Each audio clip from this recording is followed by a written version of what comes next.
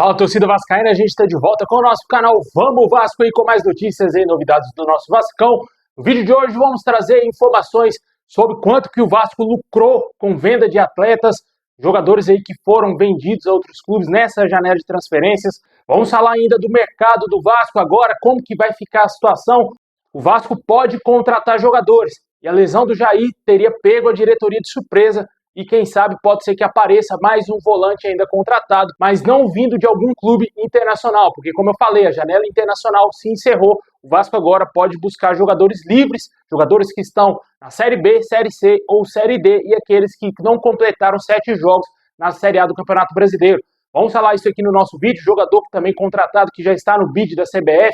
Mas antes de começar, deixa aquele like, se inscreve, ativa o sininho para você receber os vídeos postados aqui do nosso canal Vamos Vasco. Valeu sempre a galera que está se inscrevendo aí no nosso canal. A gente está quase chegando a 225 mil inscritos. Dá essa moral se inscrevendo aí se você não está inscrito aí no nosso canal. Se puder clicar também no botão hypar. Vou agradecer demais aí para o YouTube também recomendar nossos vídeos para mais vascaínos ao redor do mundo inteiro.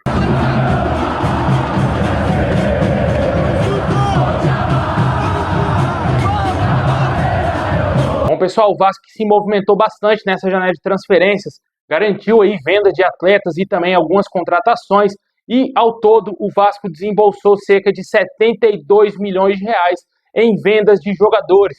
As principais vendas foram aí a do João Vitor por cerca de 4 milhões e meio de euros, um pouco mais de 28 milhões e 300 mil reais, junto ao CSKA Moscou da Rússia. O outro zagueiro vendido foi o Luiz Gustavo por 5 milhões de euros. Um pouco mais aí de 31 milhões e meio de reais. O jogador foi vendido ao Bahia, do Grupo City. Também vale ressaltar que outros jogadores que estavam emprestados a outros clubes também foram vendidos e o Vasco também acabou lucrando com essas transferências. Casos aí do atacante Eric Marcos. O jogador foi vendido ao Ludogorets, da Bulgária, por 1 milhão e 250 mil euros. Aproximadamente 7 milhões e 875 mil reais. Outro atleta do Vasco foi vendido para o futebol europeu foi o atacante Figueiredo, que estava emprestado ao América Mineiro e foi vendido por 50% dos seus direitos ao Alverca de Portugal por cerca de 750 mil euros e equivalente a 4 milhões 725 mil reais na cotação atual. A soma total convertido aí em reais, o Vasco recebeu aproximadamente 72 milhões 450 mil reais com essas transferências aí desses jogadores. Vale ressaltar que o Vasco também fez investimentos, né?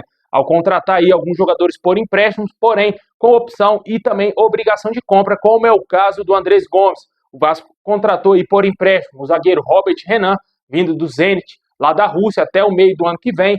Também veio o Carlos Cuesta, emprestado pelo Galatasaray. Nessa situação, o Vasco desembolsou 1 milhão e meio de euros pelo empréstimo do jogador por 1 ano e meio aí com o Vasco. Ele tem contrato até o fim de 2026 com o nosso clube. E também outros jogadores que vieram emprestados foram o Andrés Gomes, como eu falei, vindo do Rennes, com o Vasco com obrigação de compra ao término do seu contrato, lá no meio do ano que vem. O Matheus França veio também emprestado, porém sem opção e sem obrigação de compra. E o Vasco trouxe também o Thiago Mendes, que estava livre no mercado, não teve que arcar com absolutamente nada, somente com os salários do atleta, além de outros retornos de jogadores que estavam emprestados a outros clubes, como o caso do lateral esquerdo Leandrinho, e também o Barros, que vem agregando bastante aí ao meio-campo vascaíno. Esses foram todos os movimentos do Vasco nessa última janela de transferências internacional, que já se encerrou. Comentem aí o que você achou de todos esses jogadores que deixaram o Vasco. Achei muito interessante a venda do João Vitor, a venda do Luiz Gustavo. Não gostei muito, porque é um jogador promissor, poderia chegar a valer mais do que o Vasco vendeu, mas no momento de uma grave crise financeira, foi o que o Vasco achou de melhor do mercado e acabou encaminhando e vendendo o jogador ao Bahia, né? E os outros jogadores sequer já estavam no elenco vascaíno, não faz diferença alguma se eles voltassem ou se fossem vendidos, como foi o caso do Figueiredo e também aí do Eric Marcos.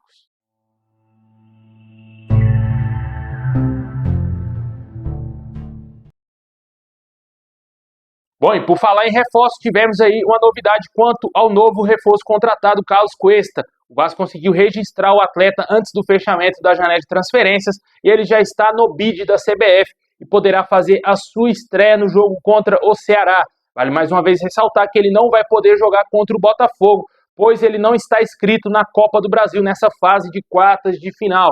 Mas, diferentemente do Matheus França e Robert Renan, esses outros dois jogadores estão sim inscritos e podem atuar no jogo de volta que será no Engenhão na semana que vem aí contra o Botafogo. E esse jogador chega aí cheio de moral, ontem foi apresentado juntamente com o Matheus França, que já até fez a sua estreia, mas o Carlos Cuesta chega com um total status de titular, até porque o Vasco ainda não trouxe o outro zagueiro para talvez, quem sabe, competir com ele pela titularidade. Como eu falei, o mercado está aberto, mas tem algumas variações, a gente vai explicar já já essas situações aí, mas o Carlos Cuesta chega claramente para ser o titular, quem sabe ao lado do Robert Renan, assim a gente espera. Mas aparentemente a tendência é que o Diniz mantenha Hugo Moura e Lucas Freitas para o jogo contra o Botafogo, que será aí no jogo de volta da Copa do Brasil. Comenta aí o que você achou da chegada do Carlos Cuesta, que já está registrado no bid da CBF.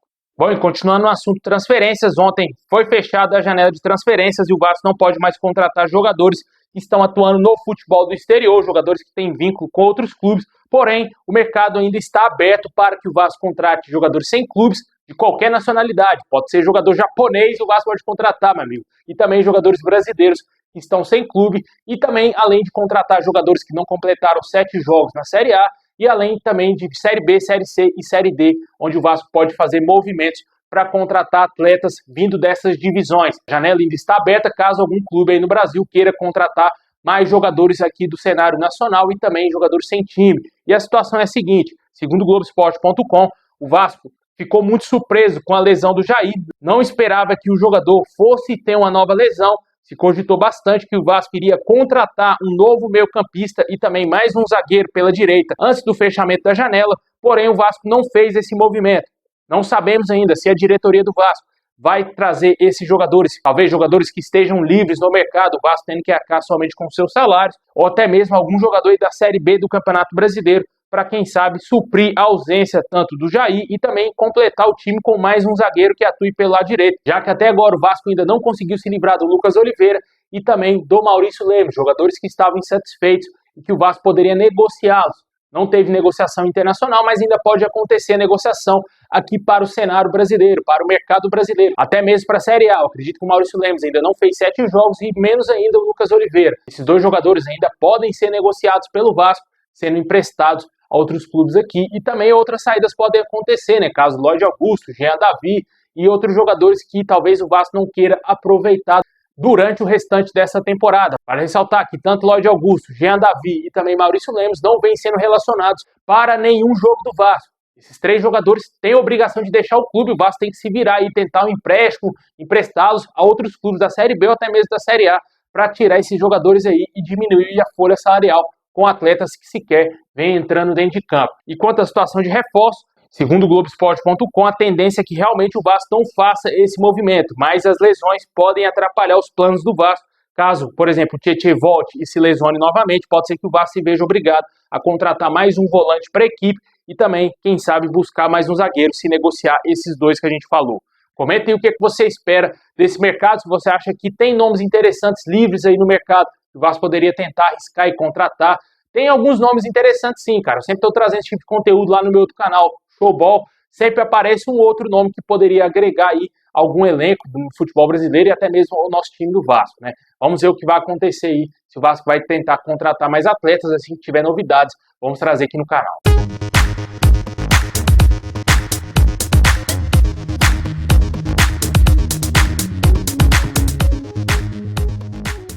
É isso aí, pessoal. Muito obrigado por ter assistido até o final. Deixa aquele like, se inscreve, ativa o sininho. Tamo junto, forte abraço e é nóis.